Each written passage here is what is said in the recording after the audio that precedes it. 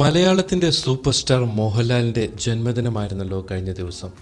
താരരാജാവിൻ്റെ പിറന്നാൾ ഗംഭീരമാക്കി മലയാളികൾ.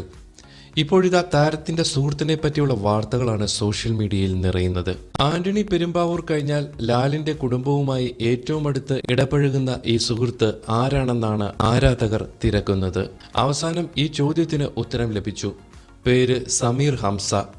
മോഹൻലാലിൻ്റെ ഇൻസ്റ്റാഗ്രാം, ഫേസ്ബുക്ക് പേജുകൾ പരിശോധിച്ചു കഴിഞ്ഞാൽ ഭാര്യയും മക്കളും ആന്റണി പെരുമ്പാവൂരും കഴിഞ്ഞാൽ ഏറ്റവും കൂടുതലുള്ള ഫോട്ടോ സമീർ ഹംസയ്ക്കൊപ്പമുള്ള വീഡിയോകളും ഫോട്ടോകളുമാണ്. ആരാണ് ഈ സമീർ ഹംസ?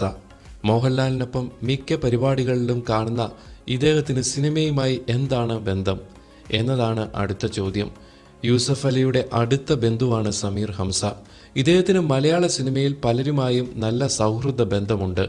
മോഹൻലാലുമായിട്ടുള്ള ബന്ധം കുറച്ചുകൂടെ കൂടുതലാണെന്ന് മാത്രം. യൂസഫ് അലിയുടെ ബന്ധു എന്ന നിലയിലാണ് മോഹൻലാലിനെ സമീർ ഹംസ പരിചയപ്പെട്ടത്.